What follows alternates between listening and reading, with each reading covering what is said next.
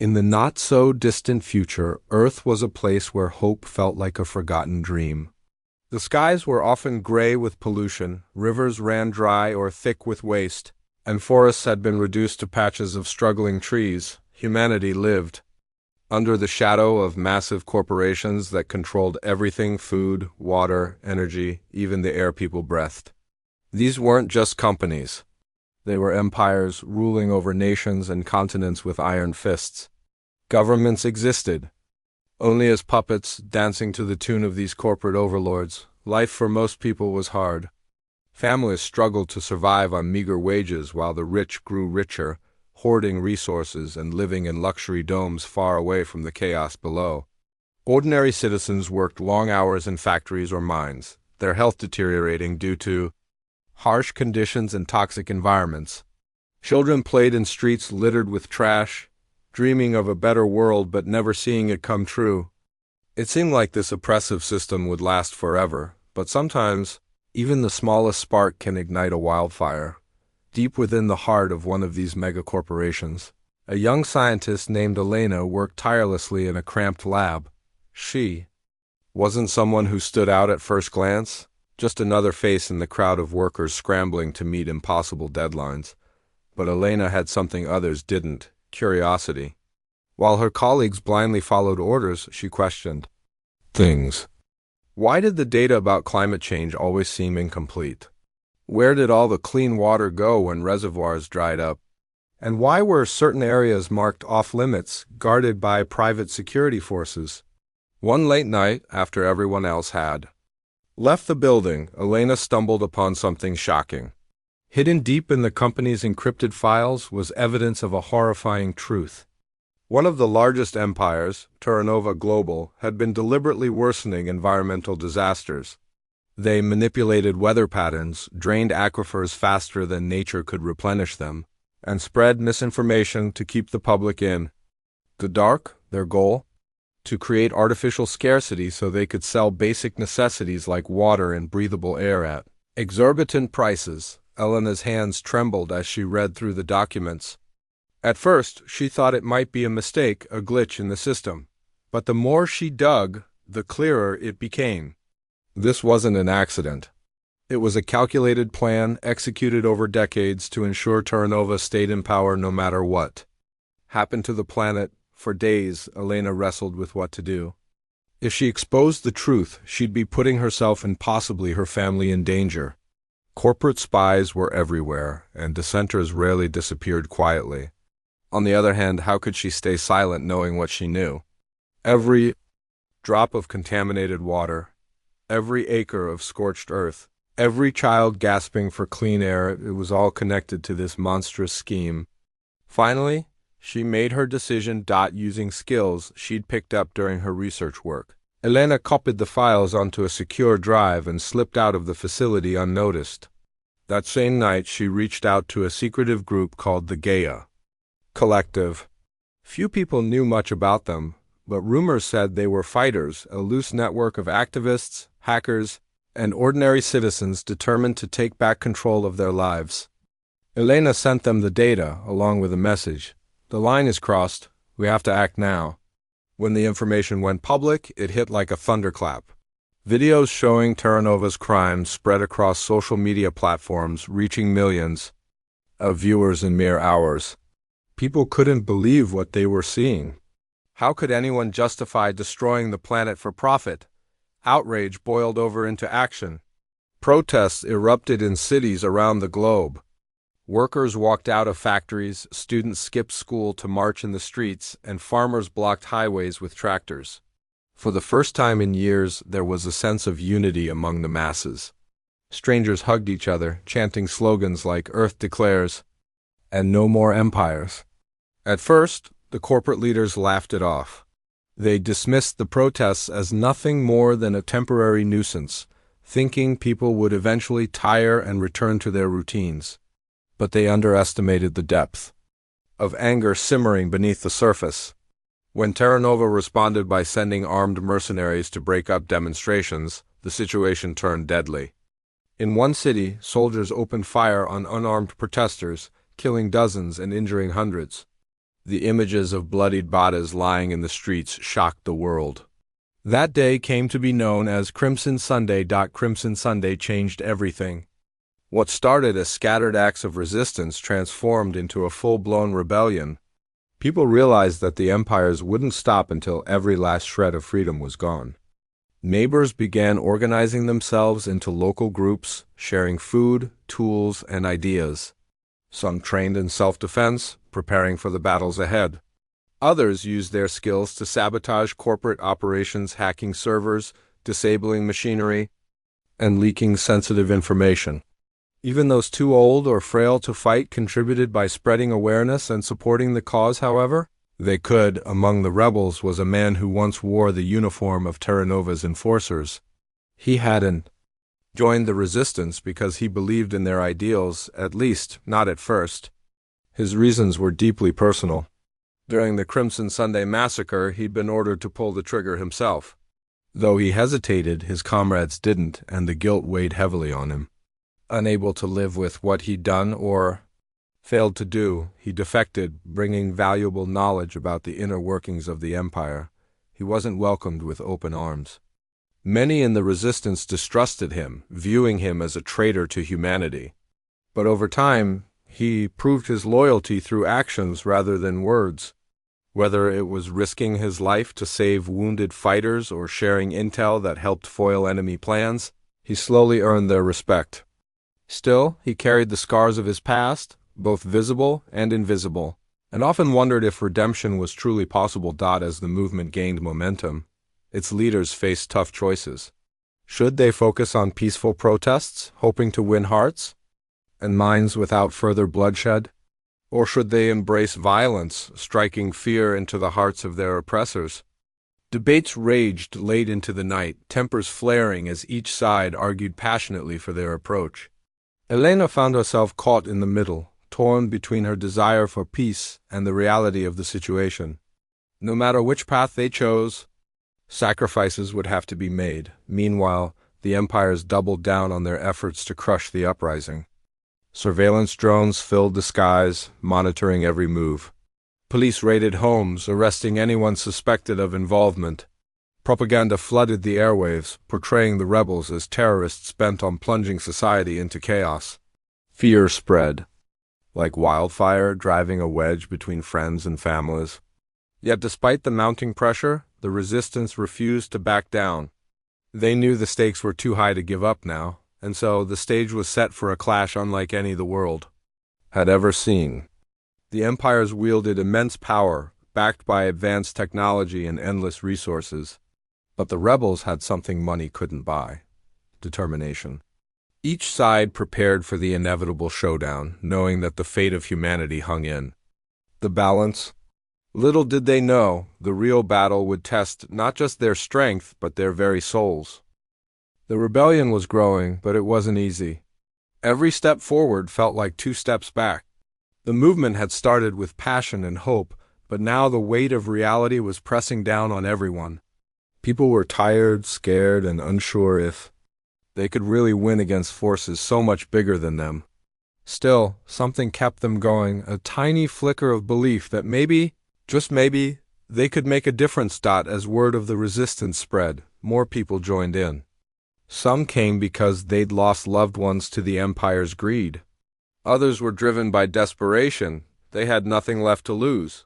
A few were idealists who believed in a better world, even if they weren't sure how to get there. Each person brought something unique to the fight. There were farmers who knew the land inside out, tech-savvy kids who could hack into corporate systems, and former soldiers who taught others how to defend themselves. Together they formed a patchwork army united by one goal: freedom, but unity didn't come easily. The rebels were a diverse group, and not everyone agreed on how to move forward. Some argued for peaceful protests, saying violence would only give the empires an excuse to crack down harder. Others believed that nonviolence wouldn't work against enemies who showed no mercy. Heated debates broke out in makeshift camps under the stars, voices rising as tempers flared. It was messy, frustrating, and sometimes heartbreaking. Yet through all the arguing, one thing became clear: no matter their differences, They shared a deep desire for change. At the center of it all was the young scientist who had leaked the damning evidence against Terra Nova Global. She had never asked to be a leader, but circumstances thrust her into the role. Day after day, she worked tirelessly, trying to keep the fragile coalition together. Her hands were calloused from carrying supplies, her voice hoarse from rallying crowds, and her mind constantly racing with plans and worries. At night, when the campfires burned low and the world grew quiet, she often wondered if she was doing enough. Could one person really make a difference? Or was she just another cog in a machine too broken to fix? Her doubts weighed heavily on her, especially when things went wrong, and they often did. Supplies ran short, messages got intercepted, and people were captured or killed. One particularly dark moment came when a trusted ally turned out to be a spy for the empires. The betrayal shook everyone to their core. Trust, already fragile, seemed to crumble completely. For days afterward, suspicion hung thick in the air. Friends eyed each other warily, wondering who might be next to betray them. It took weeks of honest conversations and shared hardships to rebuild what had been lost. Amid the chaos, there was one man who stood apart. He had once been part of the Empire's enforcer units, the very people now hunting down the rebels. His reasons for leaving were complicated. During the Crimson Sunday massacre, he'd been ordered to shoot unarmed protesters. Though he hesitated, his comrades didn't, and the guilt haunted him ever since. Leaving behind everything he'd known, he sought out the resistance, hoping to make amends. But earning their trust wasn't easy. Many in the group distrusted him at first. How could they believe someone who had once worked for the enemy? They questioned his motives, accusing him of being a plant sent to sabotage them from within. He didn't argue back. Instead, he proved himself through actions. When supplies needed transporting, he volunteered to drive the trucks. When fighters were injured, he stayed up all night tending to their wounds. Slowly, bit by bit, he earned their respect. Still, he carried the burden of his past like a stone tied around his neck. No matter how hard he tried, he couldn't escape. The memories of the lives he'd helped destroy, while the rebels struggled to find their footing. The empires tightened their grip. Surveillance drones buzzed overhead, their cameras scanning every street corner. Checkpoints sprang up overnight, manned by armed guards who searched anyone passing through. Propaganda filled the airwaves, painting the resistance as dangerous. Extremists bent on tearing society apart.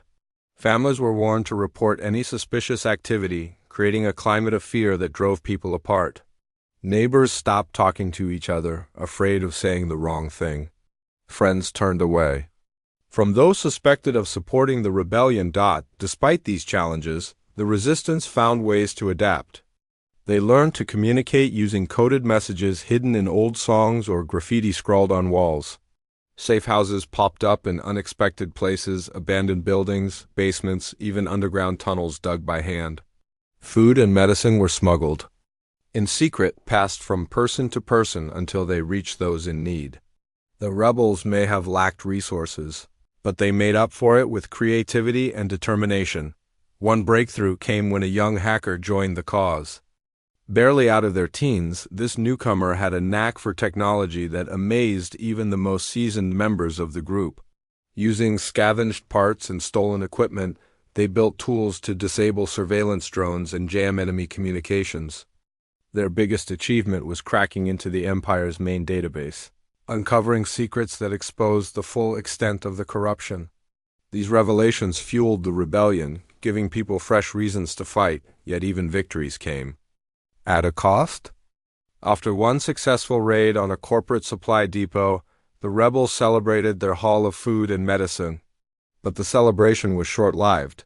Within hours, Imperial forces launched a counterattack, surrounding the area and trapping dozens of fighters inside.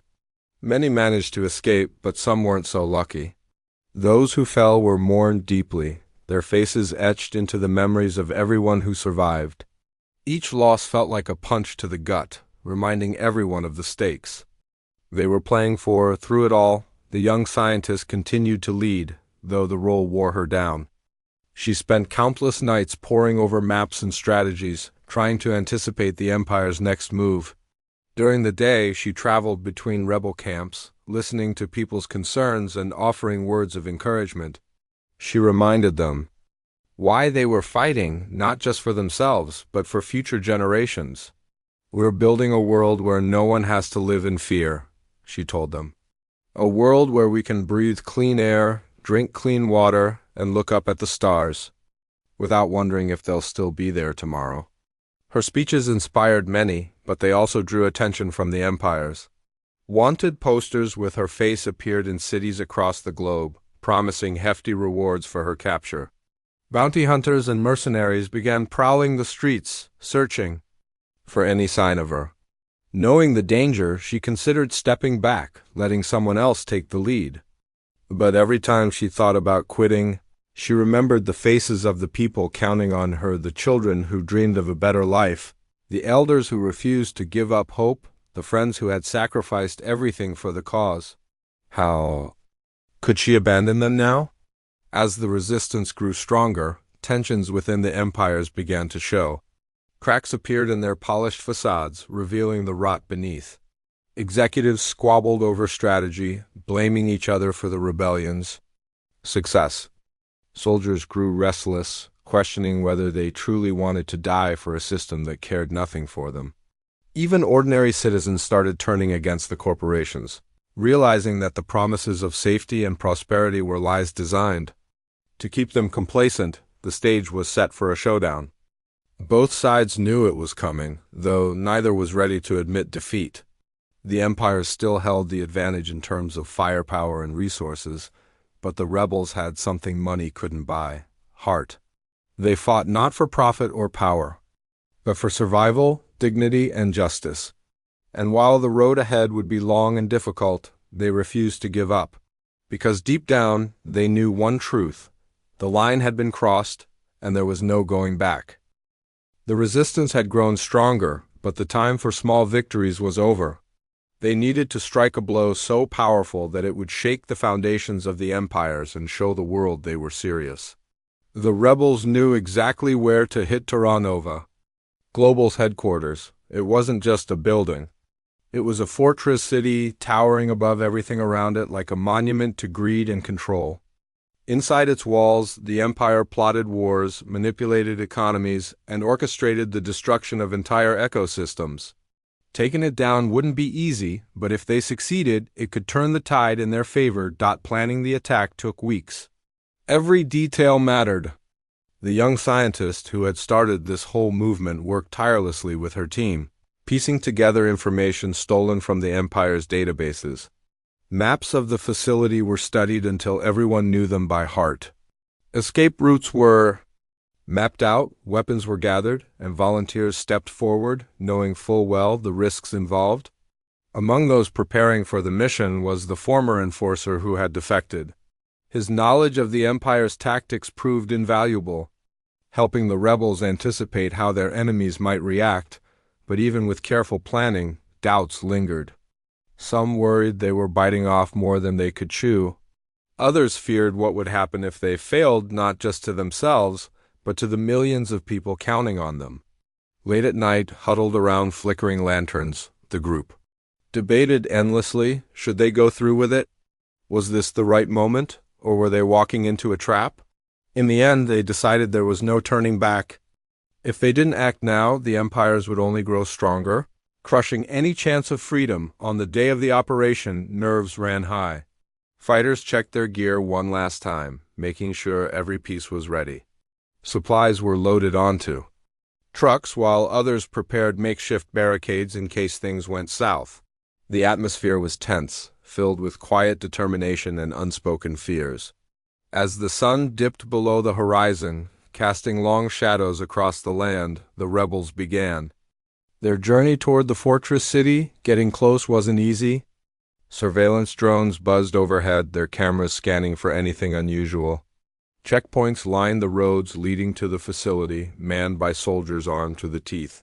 To avoid detection, the rebels split into smaller groups, moving under cover of darkness. Some crawled through dense forests, using trees as shields. Others waded through icy rivers, shivering but determined not to make a sound. Each step felt like an eternity, every rustle of leaves or splash of water threatening to give them away. Finally, after hours of painstaking effort, they reached the outer perimeter of the fortress city. Massive walls loomed ahead, topped with razor wire and patrolled by guards.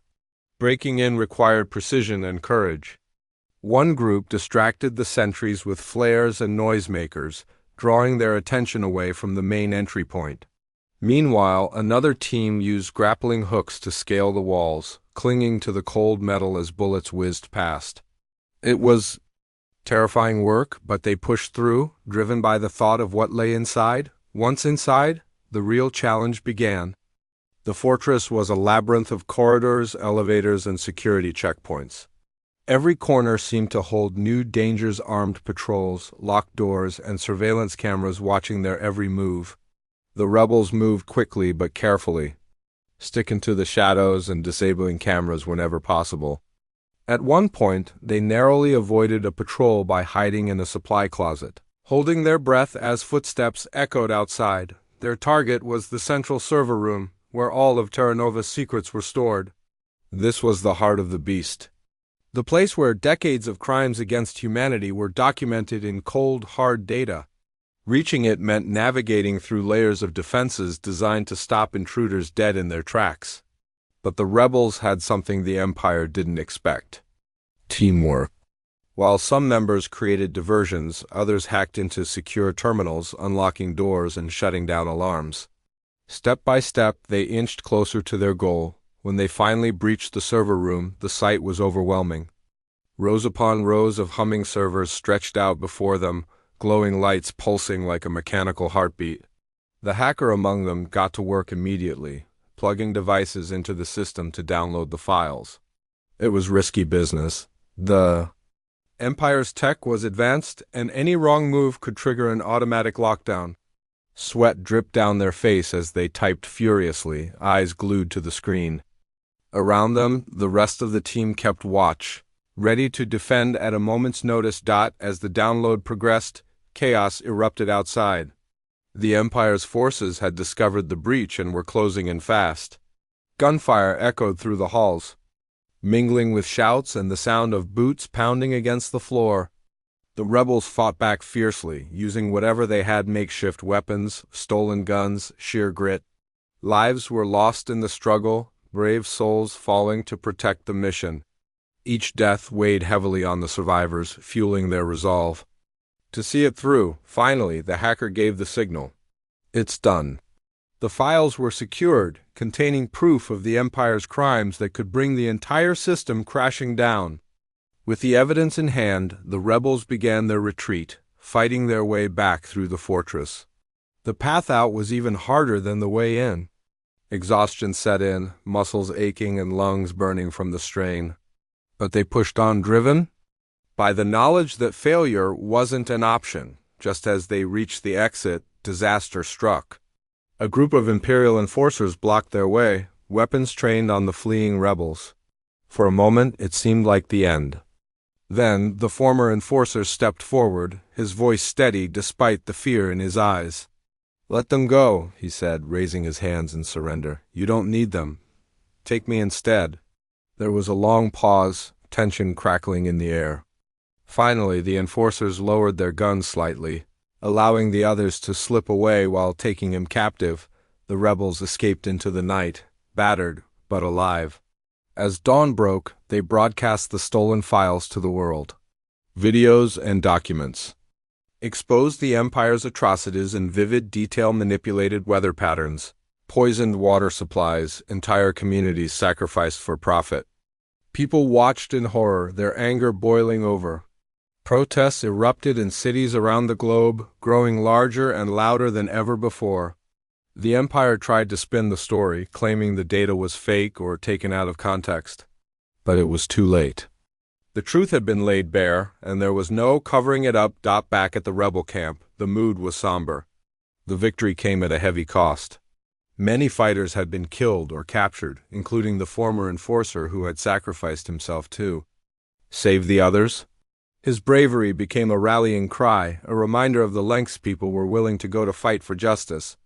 The young scientist addressed the group, her voice trembling with emotion. "We've shown the world what these empires really are," she said. "Now it's up to us to keep pushing forward. We owe it to everyone who's given their lives to see this through." The battle for the fortress city marked a turning point. In the rebellion, the Empire's grip on power had been shaken, cracks spreading through its foundation. Yet the war was far from over. The Empires retaliated with brutal force, launching attacks on rebel strongholds and innocent civilians alike.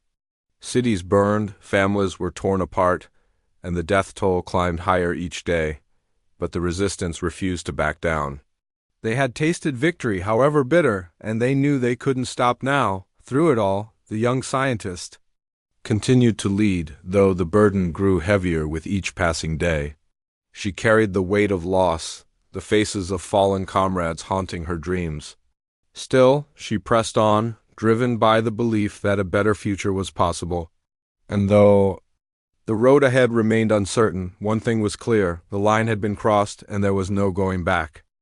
The rebellion was at a crossroads. After the daring raid on Terra Nova Global's fortress city, the resistance had gained momentum, but it came at a steep price. The Empire struck back with relentless fury, targeting not just rebel fighters, but anyone suspected of supporting them. Entire neighborhoods were reduced to rubble, their residents scattered or worse. The air grew heavier with grief and anger as stories of atrocities spread, families torn apart, children left orphaned, elders unable to escape the chaos. Yet, amidst the devastation, something remarkable happened. Ordinary people began rising up in ways no one had expected. As the empires tightened their grip, divisions within the resistance deepened. Not everyone agreed on how to fight back. Some believed in nonviolent protests, arguing that violence only gave the empires an excuse to escalate. Others insisted that peaceful methods were useless against enemies who showed no mercy. These debates raged late into the night, voices rising, until tempers flared. It wasn't uncommon for heated arguments to break out, with fists clenched and tears streaming down faces. Despite these clashes, there was a shared understanding: giving up wasn't an option. The question was, what path would they choose? The young scientist leading the movement found herself caught between these two sides. She listened to both arguments, her heart heavy with indecision. On one hand, she wanted to believe that humanity could rise above hatred and find solutions without bloodshed. On the other hand, she couldn't ignore the reality staring her in the face. Every day they delayed, more lives were lost. One evening, sitting alone by a flickering fire, she stared into the flames and whispered to herself, "What kind of leader am I, if I can't even decide which way to go?" The weight of responsibility pressed down on her chest, making it hard to breathe. Meanwhile, cracks began forming within the ranks of the rebels. Factions splintered off, each pursuing its own agenda.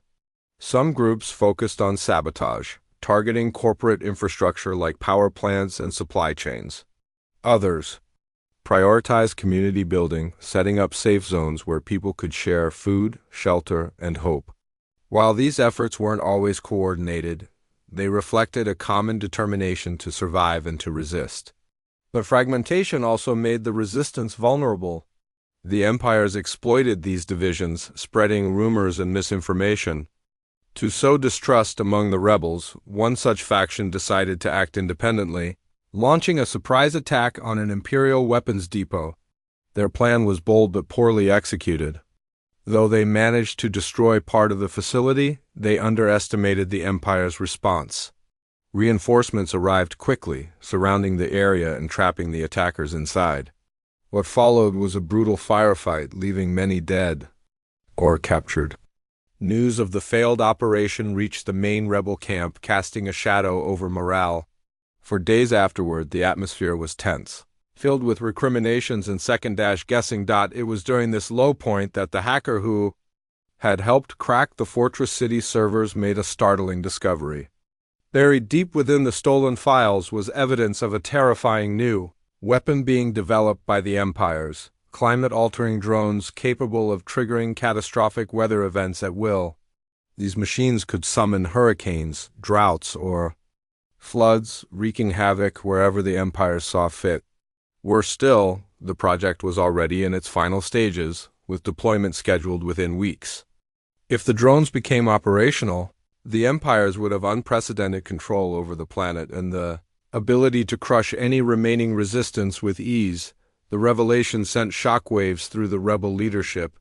Panic set in as they realized time was running out. They knew they had to act fast, but the scale of the challenge seemed insurmountable. Destroying the drone program meant infiltrating one of the most heavily guarded facilities in the world, a research station buried deep in the Arctic ice. Getting there alive, let alone succeeding, would require everything they had left. A small team volunteered for the mission, knowing full well it might be a suicide run. Among them was the former enforcer who had sacrificed himself during the fortress raid but somehow survived captivity. He had been tortured for information, his body battered and scarred, yet his spirit remained unbroken. When he heard about the mission, he insisted on joining, saying simply, "If we don't stop this now, nothing else matters." His presence brought a mix of emotions: respect for his courage, guilt for sending him back into danger, and fear of losing him again. The journey to the Arctic was grueling. The team traveled across frozen wastelands, battling biting winds and treacherous terrain. Supplies were scarce, forcing them to ration food and water carefully. At night, huddled together in makeshift shelters, they shared stories to keep their spirits up. Tales of home, of loved ones waiting for them, of dreams they hoped to see come true. Each word carried a quiet strength, reminding them why they were fighting, not just for themselves, but for future generations. When they finally reached the research station, the sight was daunting. A sprawling complex surrounded by thick walls of reinforced steel, patrolled by armed guards and watched over by surveillance drones. Breaking in required precision and stealth. The team split up, creating diversions to draw attention away from the main entrance while others slipped through hidden tunnels dug beneath the ice. Every step felt like walking a tightrope, one wrong move away from disaster. Inside the facility was a maze of corridors and labs, each room humming with activity. Scientists worked feverishly, unaware of the intruders moving silently among them. The team's objective was clear: locate the control center where the drones were programmed, and disable the system permanently.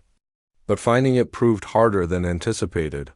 Security checkpoints blocked their path, forcing them to improvise. At one point, the hacker used their skills to hack into a terminal, unlocking doors and shutting down alarms.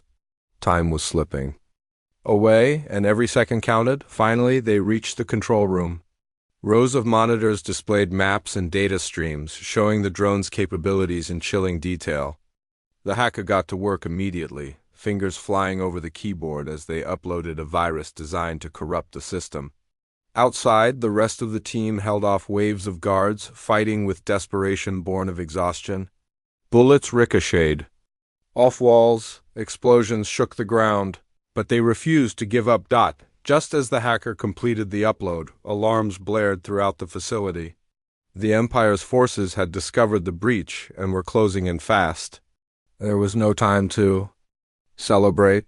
Grabbing whatever evidence they could carry, the team began their retreat, retracing their steps through the labyrinthine corridors. The exit seemed impossibly far away, each step weighed down by fatigue and fear. Along the way, they encountered fierce resistance, forcing them to make agonizing choices. Some stayed behind to hold off pursuers, buying precious seconds for the others to escape. Their sacrifice was not forgotten. When they emerged into the freezing Arctic air, battered but alive, relief washed over them like a tidal wave. Behind them, the facility erupted in flames as the virus took hold, destroying the drone program once and for all. Cheers broke out among the survivors, mingling with tears of sorrow for those who hadn't made it. As they trudged back toward safety, the former enforcer spoke softly, his voice barely audible over the wind. "We've won this round," he said. "But the war isn't over yet." Back at the rebel camp, news of the mission's success spread quickly. Morale soared, reigniting the fire that had dimmed in recent weeks. People celebrated cautiously, aware that the Empires wouldn't take this lying down. Sure enough, retaliation came swiftly. Cities were bombed, villages razed to the ground, and thousands displaced. Yet despite the destruction, something had shifted. The Empire's invincibility was beginning to crack. Ordinary citizens, inspired by the rebels' bravery, started resisting in their own ways. Farmers refused to sell crops to imperial markets. Workers sabotaged machinery in factories. Even children joined in, scrawling defiant messages on walls and spreading pamphlets in secret. Through it all, the young scientist continued to lead, though the toll was evident in the lines etched on her face. She spent long nights strategizing, planning the next phase of the rebellion. During the day, she visited devastated communities, offering comfort and encouragement. Her speeches grew shorter but more powerful, cutting straight to the heart of the matter. "They think they can break us," she told crowds gathered around flickering fires. "But they're wrong. We are stronger than they'll ever be because we fight for something real for our families, our homes, our planet." The battle ahead promised to be brutal, but the resistance stood ready. They had faced unimaginable odds and emerged battered but unbroken. And though the cost of freedom was high, they refused to let fear dictate their future. For the first time in years, hope burned bright not just in the hearts of the rebels, but in the eyes of millions who dared to dream of a better world. The final chapter of the rebellion began with a spark that quickly turned into an unstoppable wildfire. The empires, weakened by the destruction of their climate-altering drones and the growing defiance of ordinary people, tried desperately to cling to power, but their grip was slipping. Every day, more communities declared themselves free from corporate control. Factories once owned by the empires were seized by workers who vowed to use them for the good of everyone, not just profit. Farmers shared their harvests with neighbors instead of selling them to imperial markets. Even in places where fear still lingered, whispers of hope spread like ripples across a pond. The resistance had grown beyond what anyone could have imagined. It wasn't just a movement anymore, it was a revolution. People from all walks of life joined forces, united by a simple yet powerful idea. Earth belongs to everyone, not to corporations or governments. They called it Earth Declares, a rallying cry that echoed in streets, fields, and forests around the globe. The young scientist who had started this journey stood at the center of it all, her voice steady despite the chaos swirling around her. She reminded people why they were fighting, not for revenge, but for survival, dignity, and justice. But the empires weren't ready to surrender. Knowing they were losing ground, they launched one last desperate attempt to crush the rebellion. Troops poured into cities, rounding up suspected rebels and anyone who dared speak out against them. Checkpoints multiplied, turning streets into mazes of fear. Propaganda flooded the airwaves, painting the resistance as terrorists bent on plunging the world into chaos. Yet, no matter how hard the empires tried to silence dissent, their efforts only fueled the fire. People saw through the lies, recognizing the truth behind the empire's actions. They were afraid. The stage was set for the ultimate showdown. Both sides knew it was coming, though neither was fully prepared for what lay ahead. The empires still held the advantage when it came to weapons and technology, but the rebels had something far more powerful: unity. Ordinary citizens worked together in ways that surprised even themselves. Families hid fighters in their basements, risking everything to protect strangers. Children ran messages between rebel camps, their small hands clutching scraps of paper with secret codes written on them. Elders shared stories of past struggles, reminding everyone that freedom is never given, it must be taken. The battle unfolded across multiple fronts, each one marked by courage and sacrifice. In one city, residents barricaded streets with whatever they could find: old furniture, abandoned cars, even piles of rubble. When Imperial forces arrived, they found themselves facing not just armed fighters but entire neighborhoods standing shoulder to shoulder. Women and men wielded makeshift weapon sticks, rocks, tools, fighting back with raw determination. Children threw stones at tanks, their laughter mingling with shouts of defiance.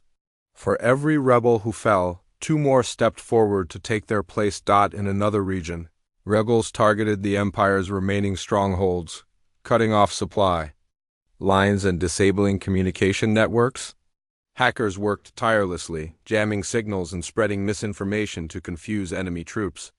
Guerrilla tactics proved devastatingly effective, striking quickly and disappearing before reinforcements could arrive. The Empire's soldiers, trained to fight conventional wars, struggled to adapt to this new kind of warfare. Morale plummeted as they realized they were fighting not just an army, but an entire population. At the heart of the conflict was a climactic siege, the United Nations headquarters, which had become a symbolic battleground, once a place where nations gathered to solve global problems. It had long since been co-opted by the empires, serving as a puppet theater for their agendas. Now it stood as the last bastion of their crumbling authority. The rebels saw it as the perfect target, a chance to strike at the very core of the system that had oppressed humanity for so long. Taking the headquarters wouldn't be easy. It was surrounded by towering walls, guarded by elite enforcers equipped with advanced weaponry. Surveillance drones buzzed overhead, scanning for any sign of movement. To breach the defenses, the rebels devised a bold plan. Using stolen uniforms and fake identification badges, a small team infiltrated the compound disguised as maintenance workers. Inside, they planted explosives at key locations while others distracted the guards with decoy attacks outside. As the explosives detonated, chaos erupted. Smoke filled the air as alarms blared and panic spread among the Empire's leaders. Rebel fighters stormed the gates, overwhelming the confused defenders. The battle raged for hours, with both sides refusing to yield. Bullets flew, explosions shook the ground, and cries of pain mixed with shouts of triumph. In the end, it wasn't brute force that won the day, it was sheer numbers. Thousands of ordinary people surged forward, flooding the compound and overwhelming the enforcers. The Empire's soldiers, seeing the tide turn, began laying down their weapons. Inside the headquarters, the young scientist addressed the captured leaders of the Empires. Her voice trembled with emotion as she spoke, not out of fear but from the weight of everything she'd witnessed. "You thought you were untouchable," she said. "You believed you could destroy the planet and still rule over its ashes. But you were wrong. Humanity isn't something you can own or control. We are stronger than your greed, your hatred, your lies." Her words resonated far beyond the walls of the headquarters. As news of the victory spread, celebrations erupted worldwide. People danced in the streets, tears streaming down their faces as they embraced strangers like long-lost friends. Fires burned in barrels, casting warm light on faces weary from years of struggle. Songs rose into the night sky, melodies of hope and resilience carried by voices that refused to be silenced. Yet, amidst the joy, there was also mourning. So many lives had been lost along the way, fighters, civilians, children whose futures had been stolen. The cost of freedom was etched into every face, a reminder that nothing worth having comes without sacrifice. The former enforcer, who had survived countless battles, stood quietly at the edge of the crowd, his eyes filled with both pride and sorrow. He had fought for redemption, and though he would never forget the lives he had taken, he knew his actions had helped pave the way for a better world. With the empires defeated, the real work began. Communities came together to rebuild, sharing resources and knowledge to create sustainable systems that benefited everyone. Rivers were cleaned, forests replanted, and fields nurtured back to health. Technology once used to exploit was repurposed to heal. Schools reopened, teaching children about cooperation, empathy, and stewardship of the planet.